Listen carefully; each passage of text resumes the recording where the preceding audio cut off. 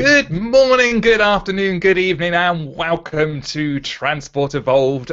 As you can tell, I am not Nikki. This is the low-tech version of Transport Evolved. Usually, Nikki controls all of this from her cool studio where she has all the buttons and whizzy things and sliders that make things cool.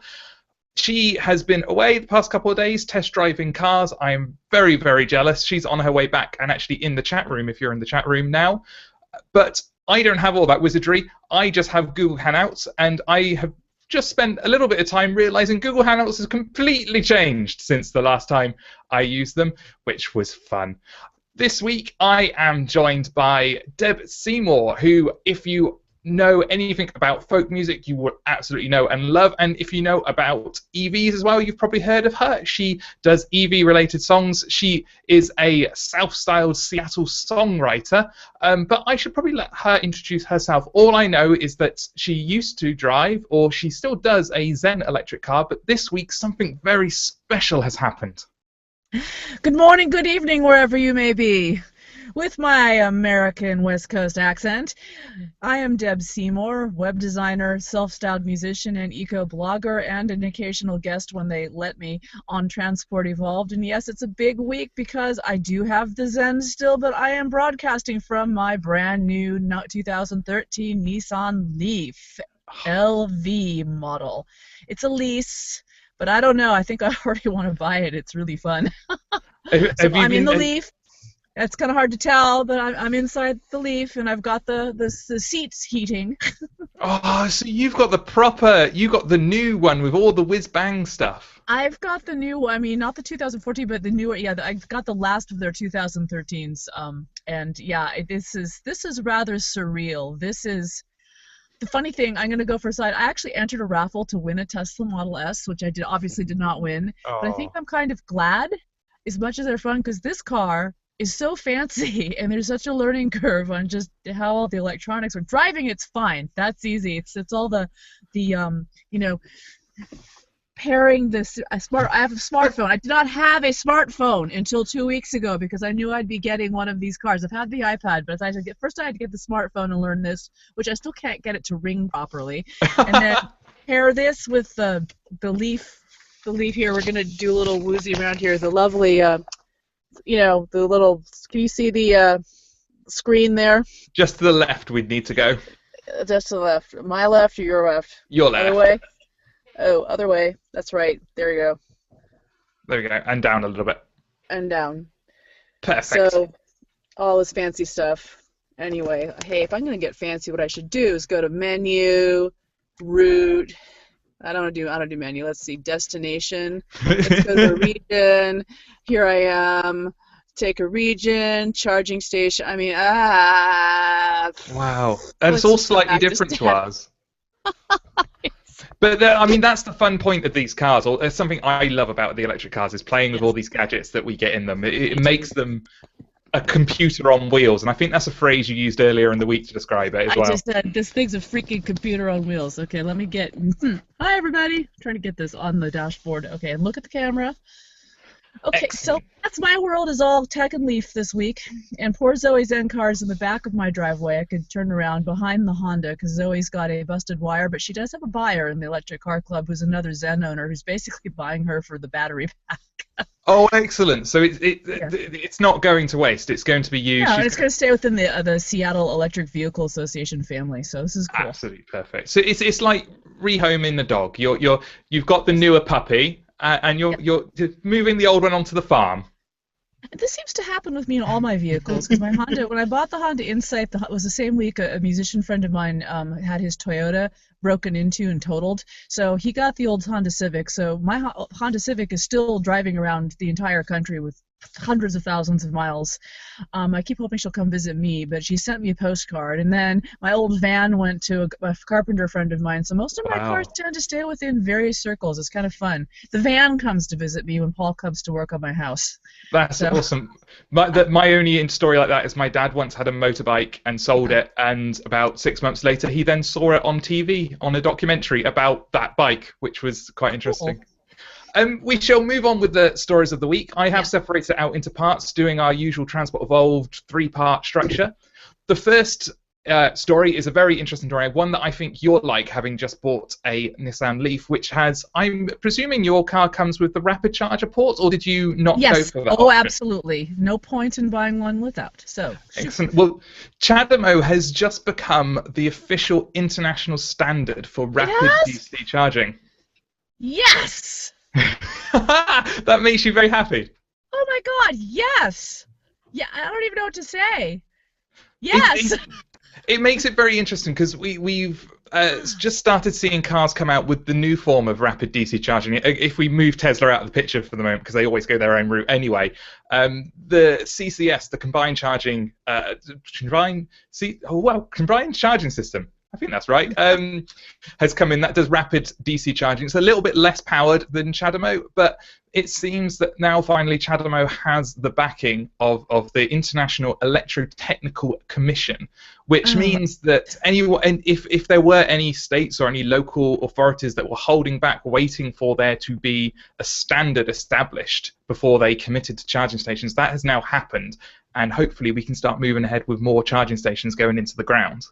This is excellent, because especially since the West Coast Electric Highway in the United States, that's Interstate 5 from actually up in Canada, Vancouver, all the way, well, it's supposed to go all the way down to San Diego, and parts of it do. You can definitely drive to Ashland, Oregon, and then there's a little bit of a dead zone still, although it's changing, but those two states jumped on the CHAdeMO right away. So all the DC fast chargers that are on the AeroVironment system, as opposed to there's private entities that have the Blink system or the ChargePoint system, but the states, the state governments of Washington and Oregon all went CHAdeMO, which is, pardon me, I'm scratching my nose. How rude on film. This isn't radio, it's video. Anyway, so I would love to think that the fact that this whole highway on this side of our country is like wired with CHAdeMO already had something to do with that, but I don't know. Well, it's very interesting because it's a Japanese standard. They are all over the place in Japan. If you ever look at a CHAdeMO map, Japan is covered with them. In the UK, even if you looked back a year ago, we didn't have a huge number of them. Maybe a handful, 25, 30 of them. Now, when you look at maps, they're all over the place. And there's one company, Ecotricity, who's rolled them out in motorway service stations. And they've gone from a year ago having a handful of locations to now there being multiple motorways almost practically covered, which is so impressive. And I'm hoping that it keeps going and builds traction. What's very interesting about this story is that it still won't be the European standard. Oh, of course. Yeah, we have decided, I'm going to claim some sort of need to claim into that, the CCS standard is the European standard. It's to do with charging stations being SEA approved, I believe. Okay. Nikki is going to slap my wrist if I've got that wrong, and I'm scouring the news story to check.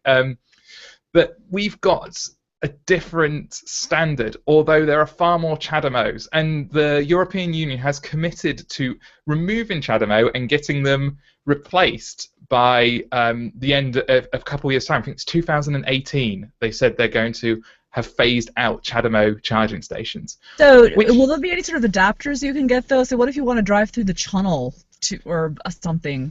Well, yeah, and it's very interesting that they are forsaking an existing rollout of charging stations where there are lots of them and lots of cars that use it for a standard that isn't in many cars, and cars have just started coming out with them and a few charging stations have popped up, but it seems to be not wanting to go with what's already there. It's a very strange decision, and it'd be one. And adapters, from what I understand, it's just purely you need something to pass the power through the various plugs, so they should be fairly easy to come by at some point in the future, I would hope. Somebody will make something. There's already people who are making like Tesla, Tesla supercharger adapters, or fooling with it.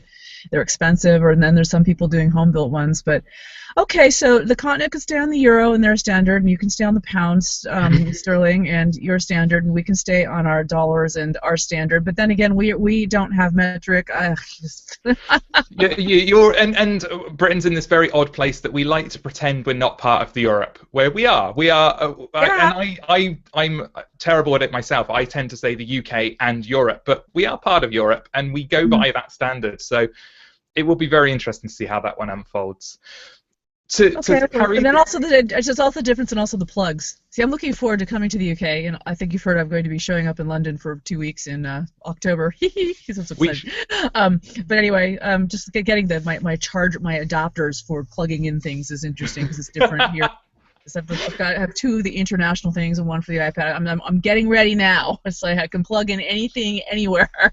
Excellent. You'll be all prepared. Well, because this is interesting. It leads into the next story we've got, is that Renault have been using a different standard. The Renault Zoe doesn't use rapid DC charging, and Renault decided to go a different route and go for rapid AC charging. So putting a higher powered onboard charger into the car to make the DC for the batteries.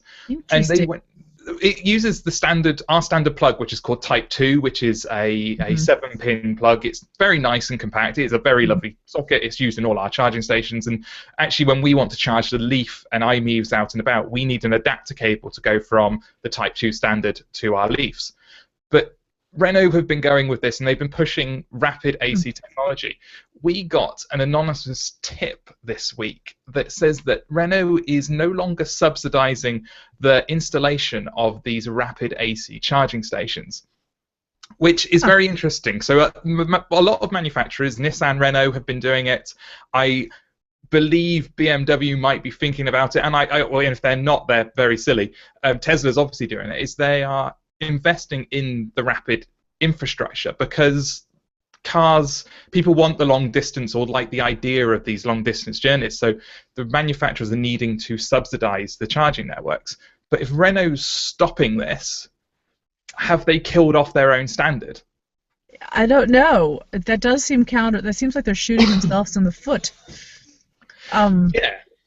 I think is it so. A competition thing? Is it an ego thing? Is it a cornering the market thing? I don't know. I don't know how I say. In Europe, 3-phase power, which is what the Type 2 connector does very, very well, is everywhere. And there is an argument that I can see that because the Chatterley charger can do 3-phase from 3 kilowatts all the way up to these 43 kilowatt chargers, that even at 22 kilowatts, which is a house would have that kind of connection, you can charge the Zoe in just over an hour. And there is an argument bordering on why do you need 43 kilowatt chargers which will charge your car in 20 minutes when a normal socket that you're going to find in a residential house and pretty much anywhere will charge your car in about an hour. So I could see that as a possible argument, but that only applies if battery packs stay the current size. Yep, I agree. And I'm just thinking, because most people just charge their cars overnight in their driveway. I mean, I'm trying to think about everything you've just told me here. Yeah, I guess I could see that argument. It's going to be a very interesting one for Renault, and yeah, we reached out for them for comments on the story. They wouldn't confirm the rumor we heard. They very much, sitting on the fence, said that they are now taking the installation of these charging stations on a case-by-case basis, which at best suggests that they will fund them in areas they think are going to get the most use, or maybe have the most advertising potential for them to say, look, there's a rapid charge here, go buy one of our cars. In the worst case, that's a very on-the-fence way of saying we're not putting any more in the ground, or we're not paying for any more to be in the ground. Bon chance, Renault. Yeah, and I guess the question is will independent companies step up and pay for the full installation and purchase price for these chargers, or will they just not bother? That's a very good question, because I know when the Leaf was first coming out, they would install Blink. You could get a whole Blink charging system. I just bought my charger, which is on the wall behind me, well, over there. I just bought it from Puget Sound Solar, so it's not a Blink. It's not one of the ones that came with the original Leafs that was coming out. It's just a Clipper Creek. It's a brand. There it is. So I bought my own. I could have arranged with Nissan. I could have arranged with Nissan to have them put one of theirs in, but it was like, I know Jeremy from Puget Sound Solar, so let's just. And Puget Sound Solar has become a Clipper Creek charger dealer, so there it is. $500. I have a charger. Excellent. So you pretty much bought it as you would buy any other electrical appliance. Sure. You haven't gone special for a manufacturer. Nope. I knew I wanted. Puget Sound Solar has branched into EV support. They used to be strictly solar panels, and I have a solar hot water system by them, and I'm also friends with them personally. But they've, with the advent of all these EVs and things, they have jumped into a whole branch. The second part of their business is Puget Sound EV support. So it just made sense to work with the people I already knew. Yeah, definitely.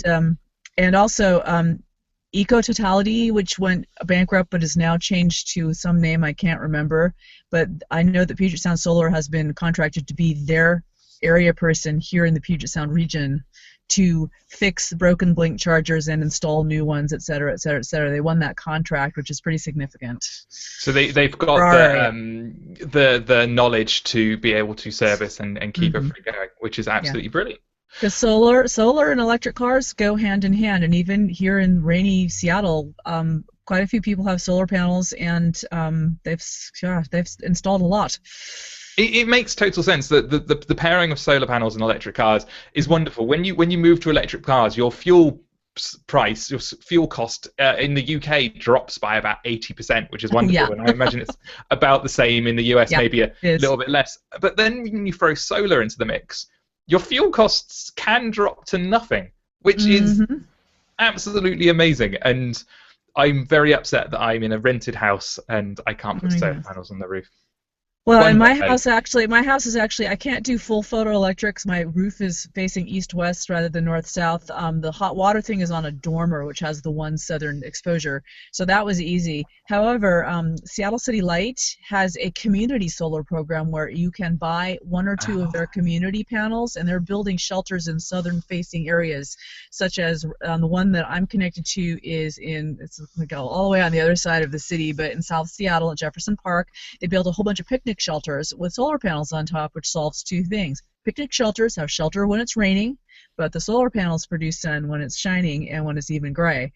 So although that panel doesn't directly feed into my house, it feeds into the grid, and then I get an offset kickback. I got $100 back last year. It's not a lot, and you're allowed to buy two panels, but it's something. So it's a feel-good thing. It's an investment, because I really feel strongly about because I have the ability to invest in some of these early adoptions, that I need to do that for the sake of future generations. I don't have kids myself, but everybody else's kids and the world in general. Yeah, we got to look after the future of the human race, even if they're not our kids. That's true. I mean, thrift shop, secondhand clothes, secondhand everything, but I'll invest in cars and invest in solar panels. If we move on to the last story of the first section, it's another Renault-Nissan story. Renault-Nissan have an alliance. They've been working together since 1999, working together on various things. They've actually signed another agreement to bring the 4 different areas of their businesses even closer together. So they're going to merge engineering, manufacturing and supply chain management, purchasing and human resources.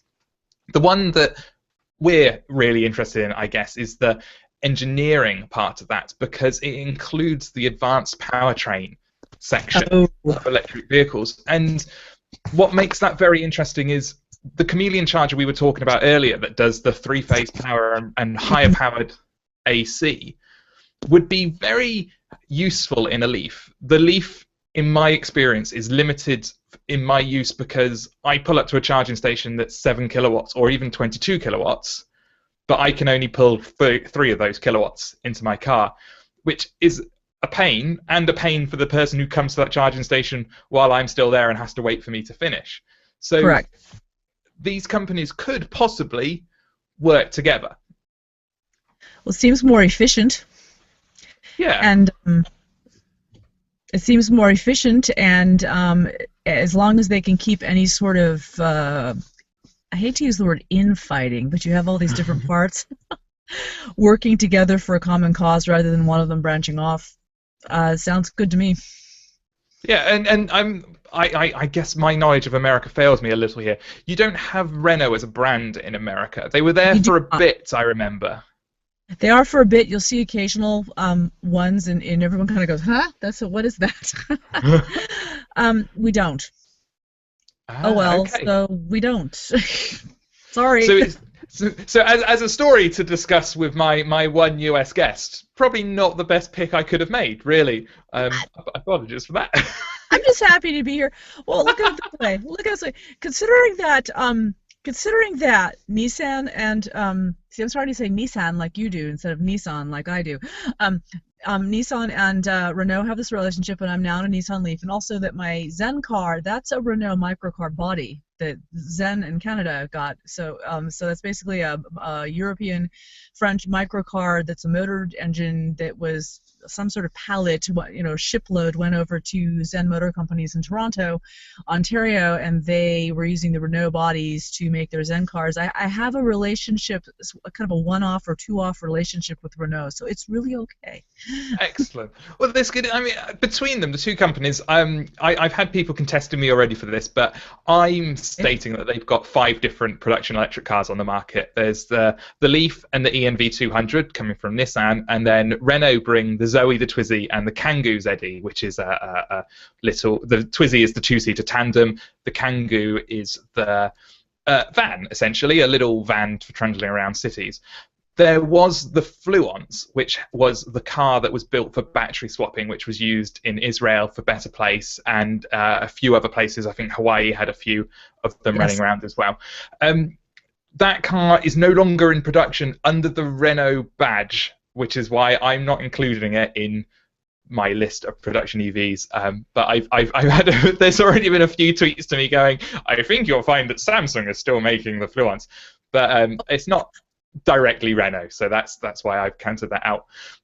What I'm hoping will come of this from a Eurocentric point of view is that Nissan can take the best parts of Renault's technology and Renault can take the best parts of Nissan's technology, and we can move forward. If Nissan is, as the rumours suggest, working on a larger capacity battery pack, to pair that with a better onboard charger, one that's more flexible, would be very, very useful, I think, and something that I think would be a big boon for both of them as a company working together, as two companies working together. Agreed. And on a side note, I am dying to see a Twizy because we don't have them here. So, Nikki, I'm coming in October. Well, Nikki doesn't have her Twizy anymore, unfortunately. Nikki, no. I thought you still had your Twizy. She gave it back eventually. It's a very fun car to drive. It's a quadricycle technically. Yeah, I know. So I'm much just fun. dying to drive on the left-hand side of the road. I'm so ready to reverse all my thinking about, in the U.S. it's scary lefts and easy right turns, and in the U.K. it's easy lefts and frighty rights, I'm calling them. Yeah, traffic. We'll get you on them, and we'll take you to some of our absolutely atrocious roundabouts. We'll take you to Swindon. There's a very impressive roundabout in Swindon. Roundabouts are scary enough here. Oh my god, I'll feel backwards. But no, so my mantra is easy lefts, Friday rights. Easy lefts, Friday rights. I've been fantasizing about it, so maybe when I get there, I'm actually on the other side of the car. It'll make sense. It's always the driver's side that's in the danger zone. You'll be fine, and then you'll go into Europe, and everything can feel at home because they all drive on the wrong side of the road. They do. The wrong side. Hey. Okay. That's how the split happened in the first place. Just why? What happened? But I believe it's very interesting. There is just to go on a little rat run, and Nikki will tell me off.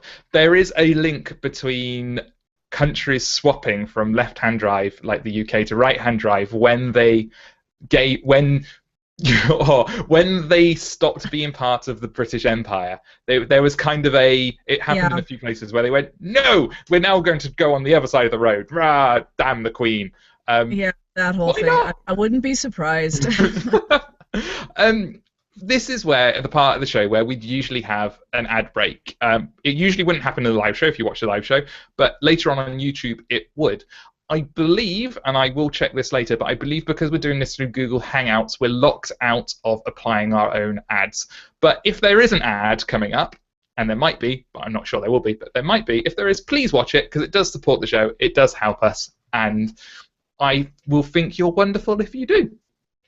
So we'll be back in a minute for part 2. And we are back for part 2. This is the part that I made specifically because we got Deb on the show. This is the US news section. I better be current. Go ahead. It's absolutely fine. The first story is the big story that's been running now for a couple of weeks. It's the New Jersey Tesla anti-Tesla legislation with Governor Christie, who's already a bit notorious, I guess, in American politics. He publicly had a meeting to try and set the record straight about what had happened and came out with some wonderful lines, and we got a video of it on our website, which you can go to and watch. But he said it's not his job to make the laws, only to enforce them, which slightly confuses me. He also said that Tesla was operating outside the law, and what they were doing was wrong, and they continued to do it what was wrong, even though he had told them that they were operating outside the law. Where that argument fails to meet the level of kind of validity in my head is that why would then more regulation be needed if Tesla was already breaking the law? That confuses me slightly. And then the final part about this is it still doesn't go into Tesla's claim, which hasn't been denied as far as I'm aware, that Tesla has been working with him and his administration to find a way to mediate this issue and put it through the state legislature. The word I can't say, the legislator. Oh, no, I can't say it either now. So it would actually get a public vote. Yeah. So it would actually get a public vote, but it didn't come into that. But I wondered, do you have a view on Christie and New Jersey in general and anti-Tesla legislation? Let's see. Well, you don't get me started. Okay. I want to get you started. This is good. All right, world. Okay, so I think Christie is ridiculous. Okay, first of all, because I vote Democrat I vote Democrat. I'm not a Republican, except occasionally there are good Republican candidates. There's a couple of the state controller here. I don't know what his problem is. I think I really don't get that. Why? And it's not just New Jersey, Arizona, and then in our own state of Washington, we just had the car dealer franchise contest Tesla's model, and it came down to a compromise where the 2 existing Tesla stores can continue as they are, but no new ones can be built. So we're not much better. We're a little bit better. But it comes to the car dealer franchises in all these states, in my opinion, are terrified because they're seeing a model for selling cars that they don't understand. And as far as Christie blocking, see what I don't understand about New Jersey is how did the Tesla stores get permission to set up shop in the first place? You can't just set up shop anywhere. You have to get business licenses and state licenses and tax and all of that business. So if they were breaking the law, as Christie says, yeah. So why would Tesla want to break a law? I mean, they might want to push, but in the ultimate, you don't want to intentionally break major state laws. So as far as the argument, I'm thinking back to the argument that it's his job to enforce them and make them. It's true the way, bills are created in the houses of the legislatures on a state level, and then they're supposed to go to the governor to be approved or vetoed. A governor can also introduce a bill, but it still has to go through those first 2 houses, the Senate and the representatives. It's just, each state is a microcosm of the national level. Works the same way.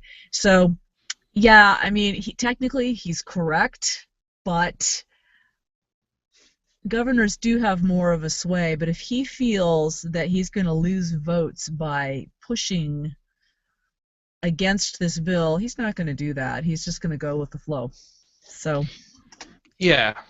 There was a very interesting comment. Another comment he said in this recording that we've got was that he says, "I have no problem with Tesla selling directly to customers, except that it's against the law in New Jersey. If Tesla wants to change it, they can go to the 120 members of the state legislature, the word I can't say, and change the law."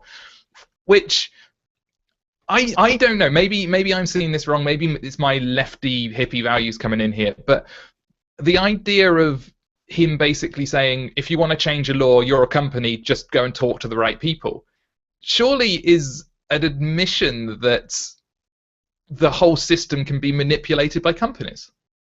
It seems so. On the other hand, the way you get a bill in the United States done is you get a law or bill and you get enough signatures to get it in there, or else you talk to your people and you try and get a bill written and on the table.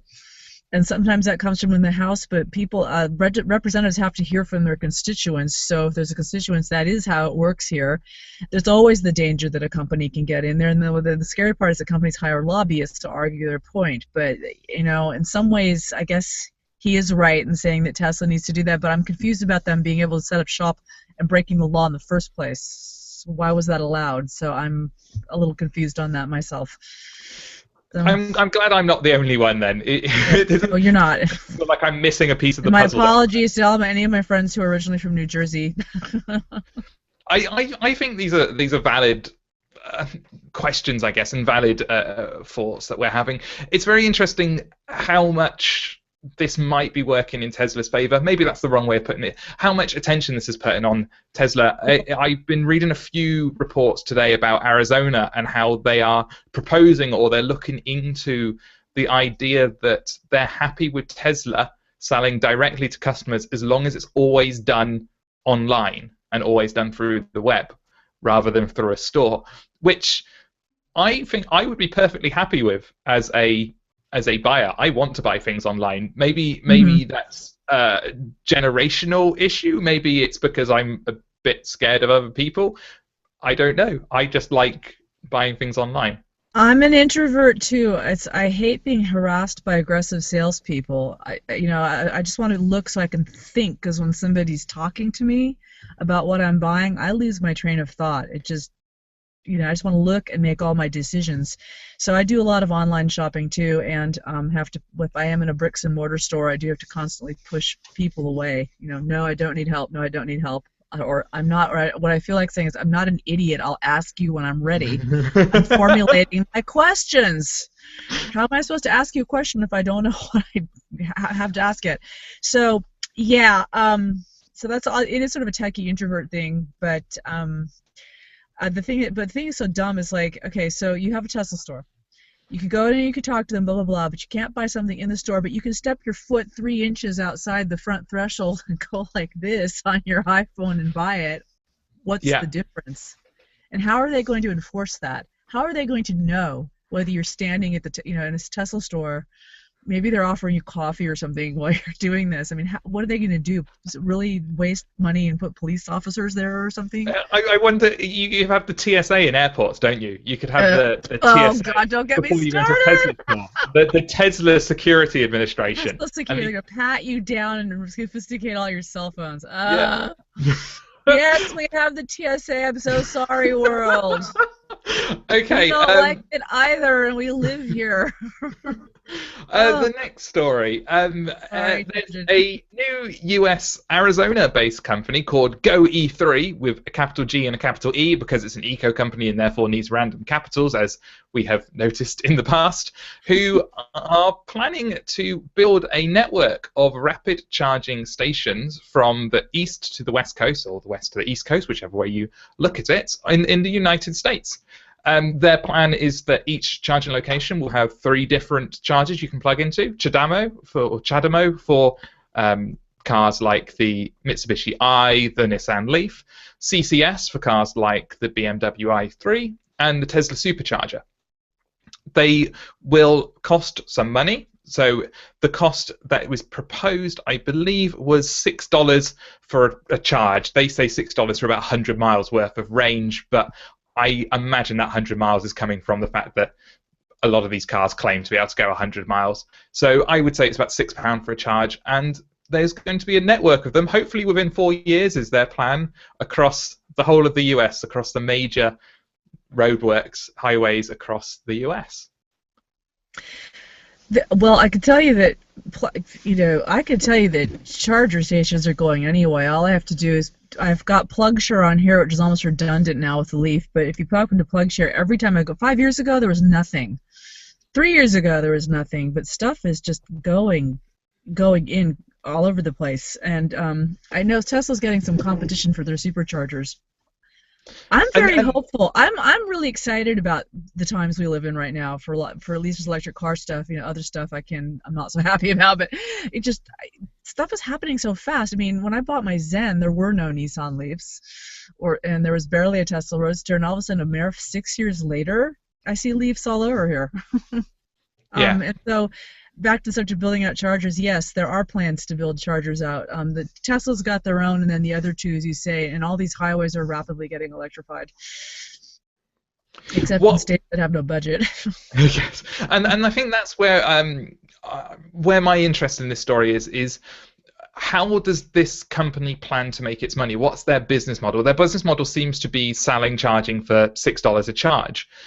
Now, if they're putting in, and I think it was 1,250 charging stations, yeah, at $6 a charge, they need a lot of people to use it to make it a viable business. Did they mention anything in their plans? I haven't seen this little bit about this particular company. Have they mentioned how they plan to attract those customers, or are they just sort of hoping that more people buy? Or not that I saw. I think the companies just come together to allow, and the way the press release read, it was to allow other cars other than Model S's and Roadsters at a push to do the journey from coast to coast. It's to allow any car from a Chevrolet Spark to a Nissan Leaf to make that same journey. Well, this is going to be interesting to follow, isn't it? Yeah. How this unrolls. I would love to see. I'd love to see it happen. I'd love to see it work. My one interesting point that Nikki raised and has stuck in my mind is that these cars that we're talking about, the Nissan Leaf, I don't know if you've had the chance to take your Nissan Leaf out on a highway yet.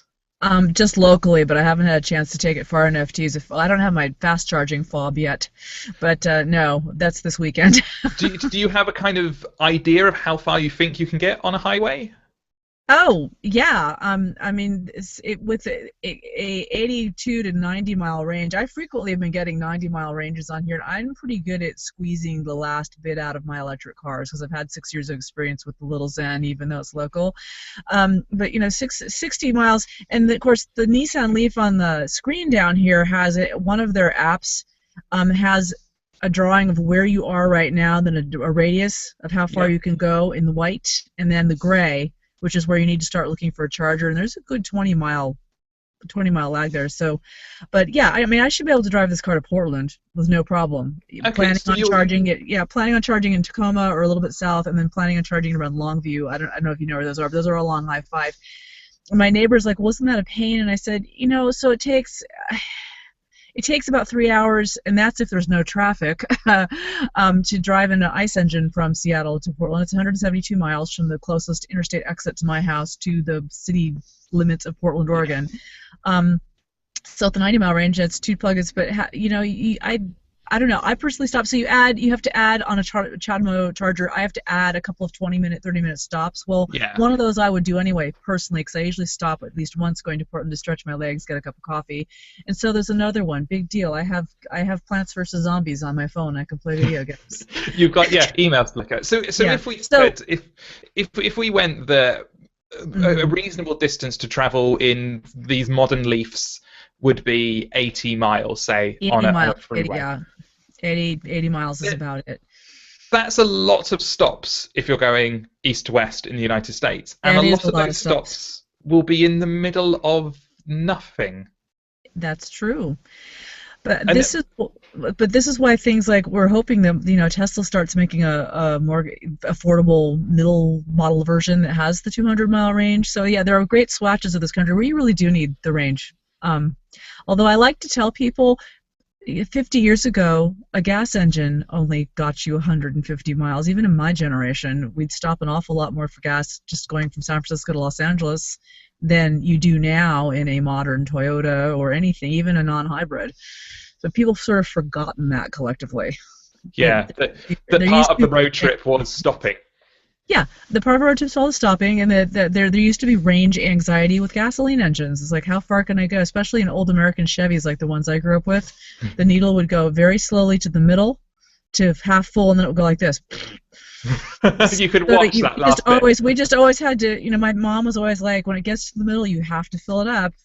and that would be a lot because we used to drive back and forth from San Francisco to LA all the time as a kid in the 70s. I'm old. So if we go back, that company Go E3 is going to be one to, I think, keep an eye on. The other issue here, this is related, by the way. The other issue here, a bill that was trying to be pushed through the Washington State legislature was one to start requiring open access to all these charging stations, because now you have to have a membership and a fob, a different card or a different fob. I've got like a fob, a plastic card, and all. I've got this envelope of stuff so far, and I'm still waiting. But I have to have all these different little things for different stations. What I want to see is you be able to take your Visa card and just go like you do in a store, and I wonder when that's going to happen. It used to be that in the 70s you had to have 5 different gas station, or petrol, should I say, station cards. You had your Chevron, you had your Gulf, and then eventually it became all one thing. You just use Visa. So I want to know how long that's going to take to catch up, where you can just simply use your credit card. Yeah, hopefully not long. The technology exists, so hopefully. If we move on to the next story, if we go to California now with the HOV lane access stickers, they are very, very coveted in California. They, I imagine, reduce your commute into the city or out of the city quite substantially. And there have always been 2 levels of these stickers. There's been the white sticker, where if your car is 100%, or at the moment if your car is 100% zero emissions at the tailpipe, you can apply for a white sticker. And they are unlimited. So if you own a Leaf, an I, a Spark EV, a Fiat 500 EV, you can just get Tesla. one of these and slap it on. A Tesla, you can just slap it on. There's been the green ones, and the green stickers are a little bit more stringent. That's where sort of plug-in hybrids sit. So you're allowed some emissions, but they were limited. There are only 40,000 of them now.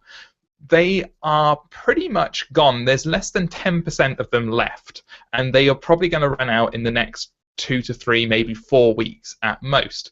So the California DMV has stepped in and ended a program, which was the dealer pre-registration program, which allowed dealers to pre-apply for these green stickers and then sell the cars on their lot with the sticker already on it, so which would avoid an individual person having to go through the process of applying for it, which, if it's anything like automotive departments in the UK, would involve lots and lots of forms and filling things in, and probably be the wrong form, and then you fill in another one, and over and over. Wait in line.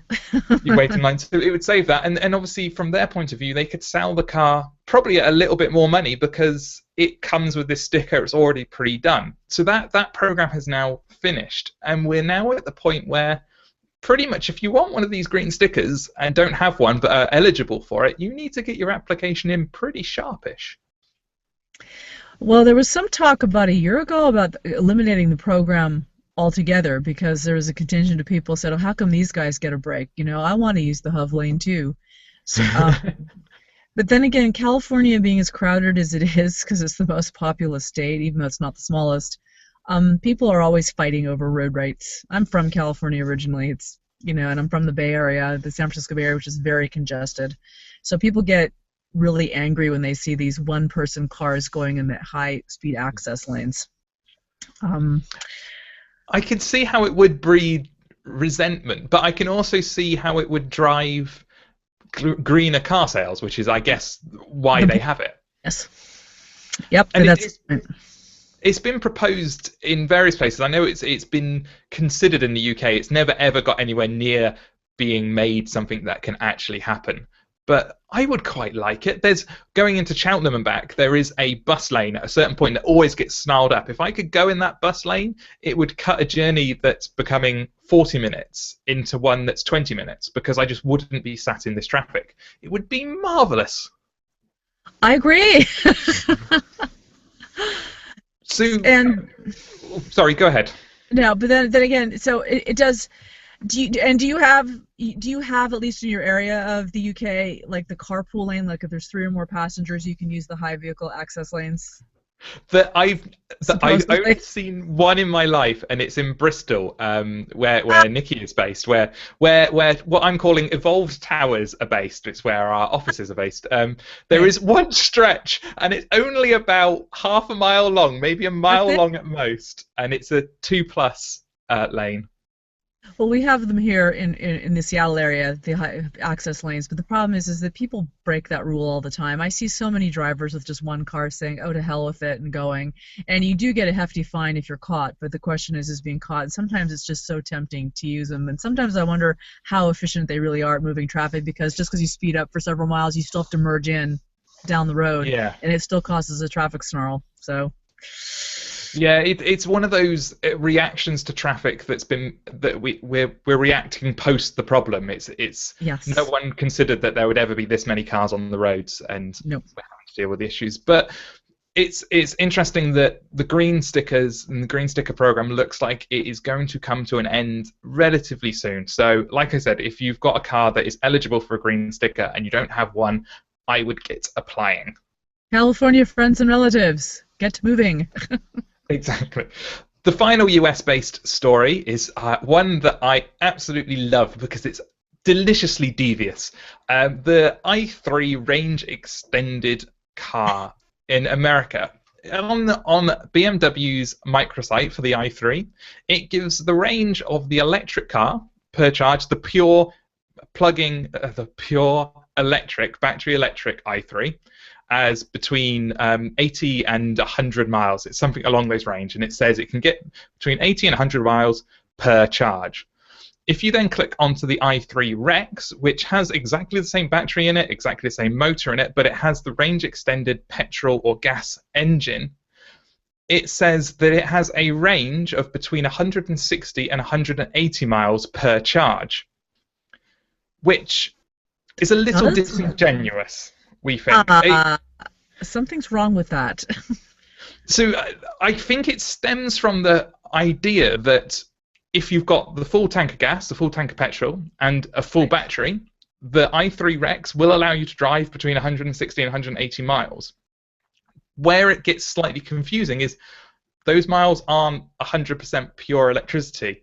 And when you talk about range, you tend to talk about, and seemingly it's stated as range per charge, people automatically, or could believe that that car has a longer all-electric range. That sounds like false advertising to me as well. I was being very careful not to put it quite in those terms. I'm sorry. Did I just say something taboo? No, absolutely fine. Disingenuous. I like that word. I get. I've been accused once or twice of being anti-BMW, and it's really not the case. I'm just upset I've not been able to drive one of these cars. I don't have a problem with BMW per se. BMW has made excellent cars forever. I mean, when I grew up, my best friend, when I was 8 years old, her parents had a BMW. It was fun.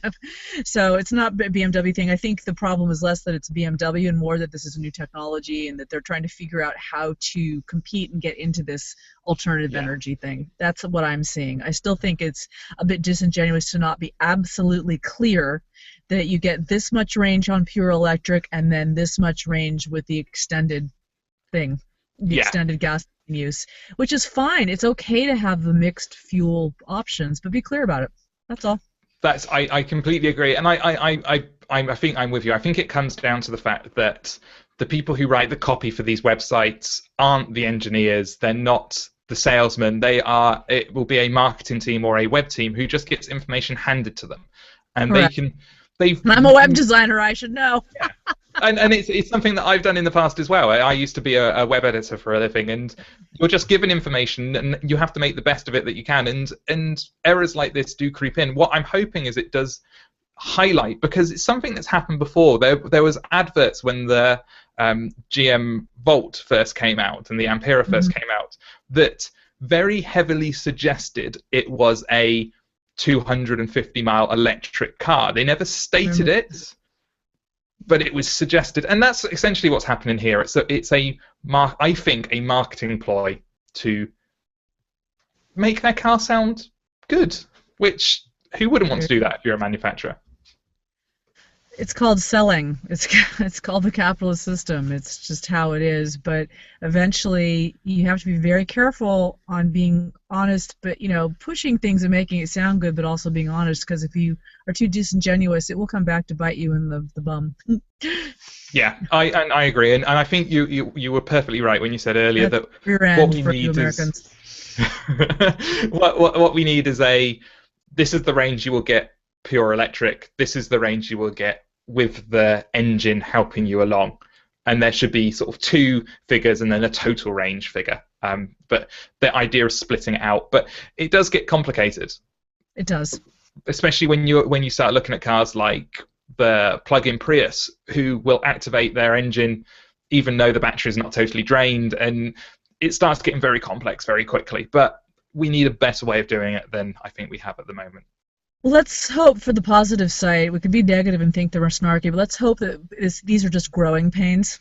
That's what I'm going to hope for, that it's growing pains for the technology and the companies, and how to present your product and present it really well, but be truthful, but be excited about it. I completely agree. Right, that was the end of part 2, the US news section, as I'm calling it. So there is going to be a little break here, which may or may not have ads. Honestly, Google Plus and YouTube change so much that I don't know whether Google Plus is going to allow us to put a little advert here. If it does, do watch it, because it'd be wonderful if you do, and I will love you forever and might possibly give you a handshake, not a hug, a handshake. Handshakes are like hugs for the British when I meet you. But yes, we will be back for the next part in a minute. We are back with part 3. I might have had too much coffee, that's why I'm being quite excitable at the moment. This is what I've called the Small Cars Are Fun section, because they are fun. The first bit of news, I don't know if you've ever seen this car. It's Toyota have been testing it for maybe a couple of years, and it keeps popping up at various motor shows. It's called the Toyota iRoad. It's a 3-wheeled car. I'm going to call it a car because it's shorthand. It's got 2 wheels at the front that are driven by 2 electric motors, 2 kilowatts each, and then it's got a single wheel at the back. What's very, very cool about this car is it leans when you go around corners, giving you this quite sporty type feel, which means the front wheels kind of slide up and down either side of the car to allow you to lean into the corners.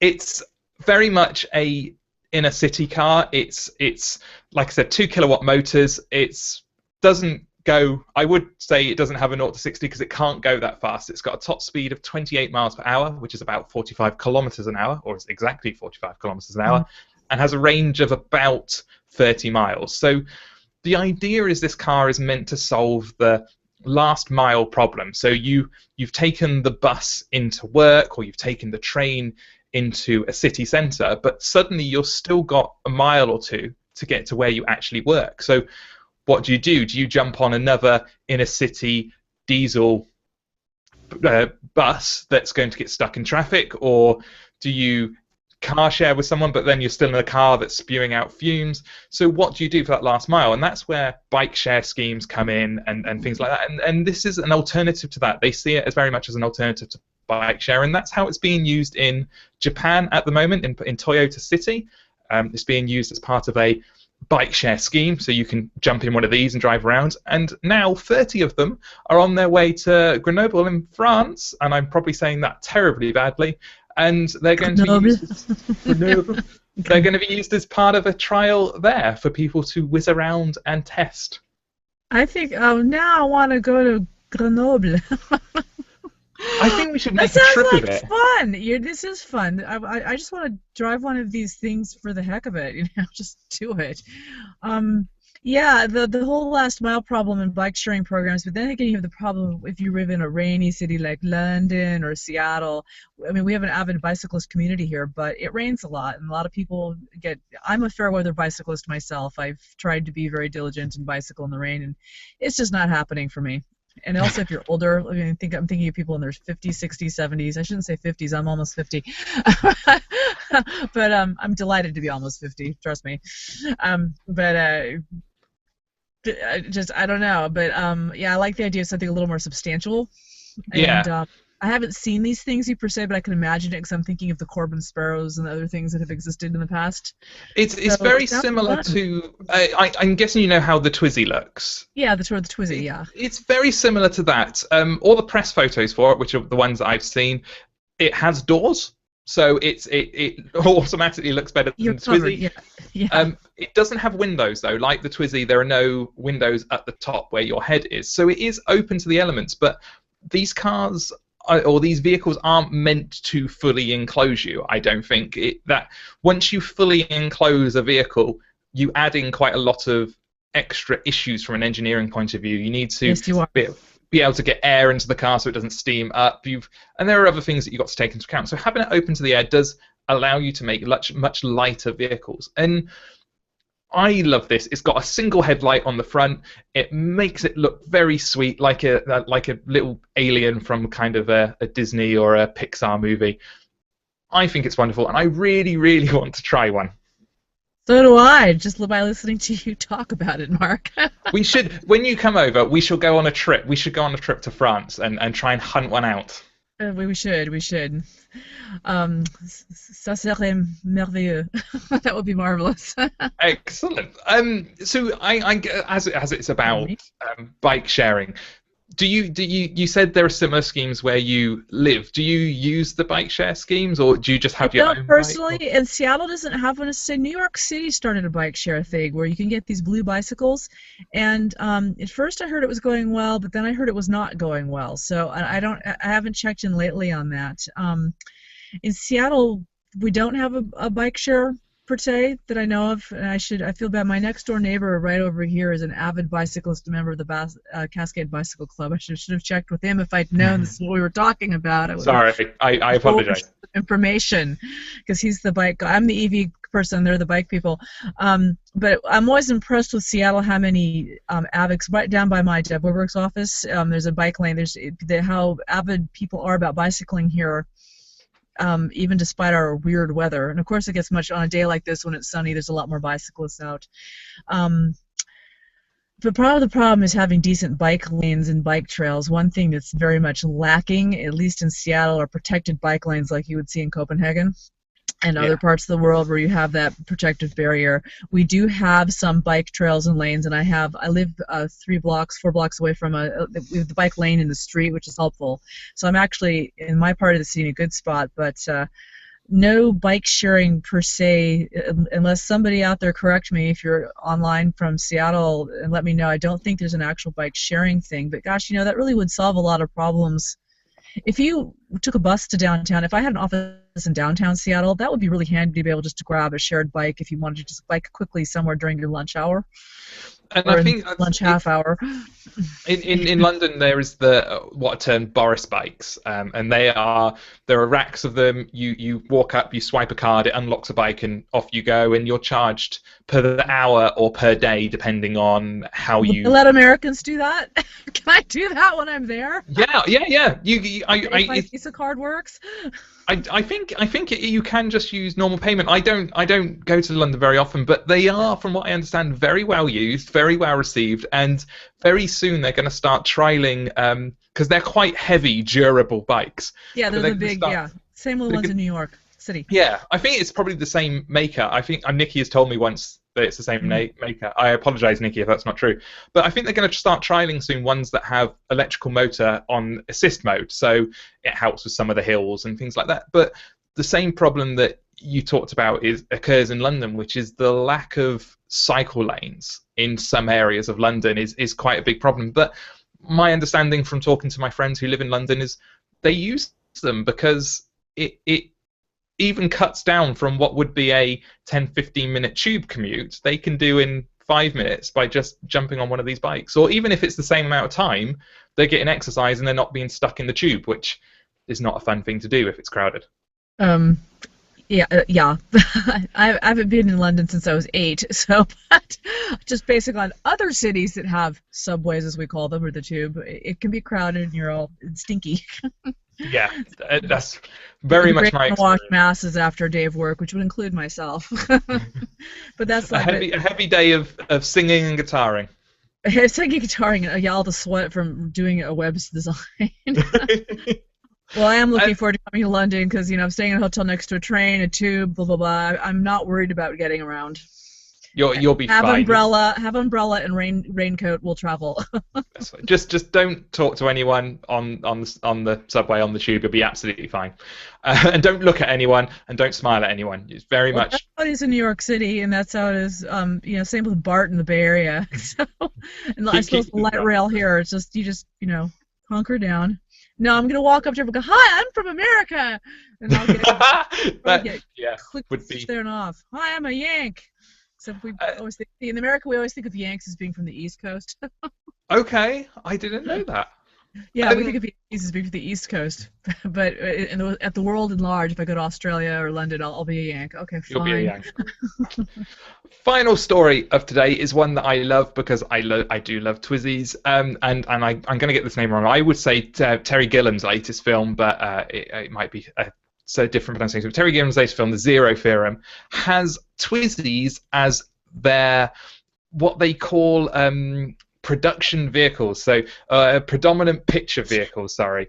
So whenever you see streets in the Zero Theorem, you will see Twizzies zooming around in this sort of slightly futuristic world where inner city travel has become all Twizzy based. There are a few other bits around. There's I think Nikki said there's a GEM neighborhood electric vehicle in there, and there are a couple of stinky buses, but let's ignore the stinky buses. But they're mainly Twizzies whizzing around, and if you look at the trailer online, you can even see them wandering around. Absolutely I want to brilliant. see. This is great. Now I know what I'm doing this weekend. Yeah, I think there are quite a few people who might be going to see this movie just for the cars, which is absolutely brilliant. And what's wonderful is the film's producer and said that he got to ride in one and actually really enjoyed the Twizzy. He said, "I love driving the Twizzy. It was a lot of fun. It had a lot of power. It handles very well. It's low to the ground and surprisingly has a lot of pickup for a little car," which I think just goes back to this idea that we just need bums in seats to sell electric cars. We do.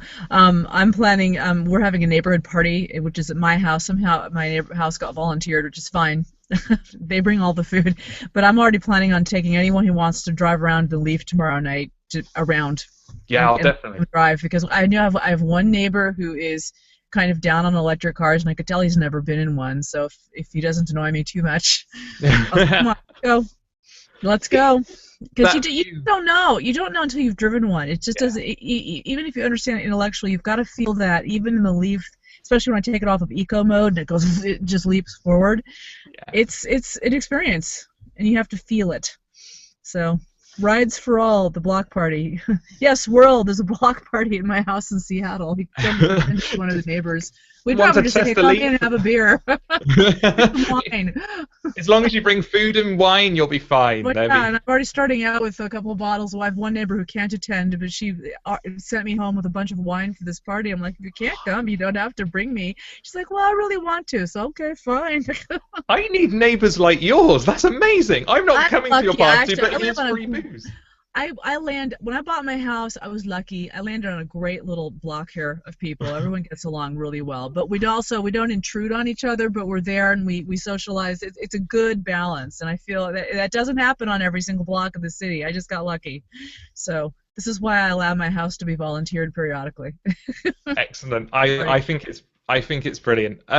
So that was our final story, The Zero Theorem. You should go see it. It's out in the UK now. It's out in Europe at various points over spring and early summer, and then it's not out in the US until late summer, I believe. Okay. Sorry. Anything with Terry Gilliam is awesome. It's going to be good. Yeah, it's going to be good. It's going to be fun. It's all very futuristic. It's all very a little bit arty, I suppose, but it has electric cars in it, and I think it should be a quite interesting look at them. And it's also sparked, if you go to our website, it's sparked a few discussions about electric vehicles and their representation in media, what TV shows they've appeared on, what other movies they've appeared in, and it's more than you think. I now have a list like that long of movies and TV shows I have to watch just because they've got electric vehicles in, which should be absolutely brilliant. Is that list published somewhere?